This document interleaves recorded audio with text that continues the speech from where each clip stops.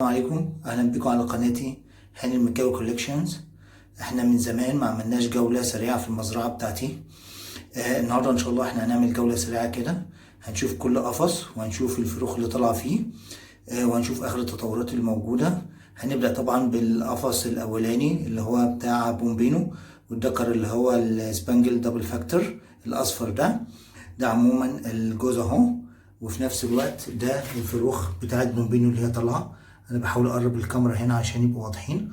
هما كانوا 4، في واحد في فرخ منهم مات للاسف، ودول 3 هم، وانتم شايفين في 2 الريش كاسيهم، وفي واحد لسه لحم بس الريش بدأ ينبت. ان شاء الله هنبقى هوريلكم العصافير دي باذن الله بعد ما تكبر والريش يبقى يطلع لها، ونشوف الوانها ايه واشكالها ايه. بالنسبه للقفص التاني ده، لو انتوا فاكرين دي النتايه اللي كانت اتعرضت لعمليه افتراس من امها، وكان نص المنقار بتاعها اتشال. انا جوزتها للذكر ده اللي هو الاوبلاين الاخضر. الاتنين اتجوزوا، كانوا بايضين 4 بيضات، 2 طلعوا فاضيين، وكان في 2 اوريدي طلعوا، بس في واحد منهم مات، وده الفرد اللي لسه موجود. ده طبعا مفاجأة برضو، هبقى اوريه لكم ان شاء الله لما اجي افطمه. في الغالب ده ممكن على نهاية الاسبوع ده ان شاء الله هيتفطم باذن الله، هبقى اوريكم شكله النهائي، بس ده مفاجأة فهبقى اوريه لكم ان شاء الله. ده مبدئيا القفص التاني عشان تبقوا عارفينه، ودي النتاية اهي. لو قربت شوية منقارها، اعتقد ده المنقار بتاع ده اللي هي كانت متعرضة لعملية افتراس. قبل كده كنت نزلت لها فيديو، فالحمد لله انا ولفتها، والحمد لله دلوقتي طلعت فروخ اهي وبتاكلهم عادي طبيعي الحمد لله. بس طبعا ما بين فتره وفتره بعمل لها عمليه اللي هي قص المنقار، عشان تبقى ايه ما تقابلهاش اي مشكله في حكايه تطعيم الفرخ بتاعها. ده القفص التاني. دلوقتي هنروح للقفص التالت واوريه لكم ان شاء الله. ده اللي هي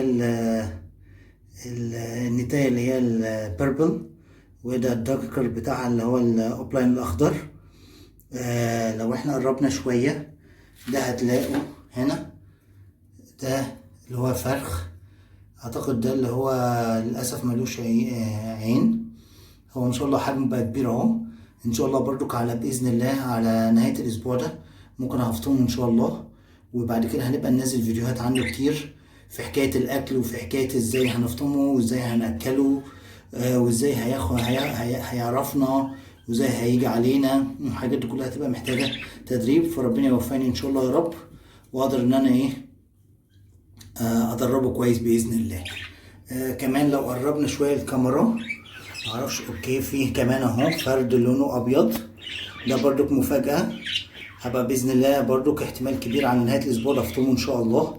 ما شاء الله شوف بيفرد الريش بتاعه بتاع الجناح بتاعه ما شاء الله حلو اهو. ان شاء الله ده برضك مفاجأة، هبقى اوريه لكم ان شاء الله. وفي اعتقد كمان في فرخ تاني، اعتقد ديله باين اهو. ايوه ما اعتقد، بس لو اتحركوا شوية هنقدر نشوف بوضوح. عموما الجوز ده تحته 3 فروخ. ان شاء الله باذن الله برضه زي ما قلت لكم ان شاء الله على نهاية الاسبوع ده احتمال اعمل فطام ل2 منهم، هبقى اوريه لكم ان شاء الله، وفي واحد منهم مفاجأة باذن الله هبقى اوريه لكم ان شاء الله. القفص الرابع والاخير ده اللي فيه اللي هو الكريم اينو، والذكر برضو اللي هو الاوبلاين الازرق. دول انا بصراحة اخر عامل لهم دلوقتي، يعني مريحهم بقالهم حوالي 3 شهور، لان اخر مرة كان في مشاكل كتير في حكاية نتف الريش، كان اوريدي عندهم نقص كالسيوم كتير، وكانوا بينتفوا ريش الفروخ. وكان كمان حسيت كمان ان النتاية كانت مرهقة قوي، لانها اوريدي في الموسم اللي فات يعني طلعت حوالي يعني 5 بطون، فده طبعا فيه ارهاق ليها، فانا مريحها خالص دلوقتي، مفيش فيه اي حاجة بعملها لها غير ان انا بس باكلها، وان انا بوفر لها المحار ومجهزها ان شاء الله. ان شاء الله ممكن على نهاية الشهر ده باذن الله هركب لها البياضة، وتبدأ ان شاء الله تقوم بدورة جديدة باذن الله. فده بالنسبة للجوز اللي موجود هنا في القفص الرابع ده.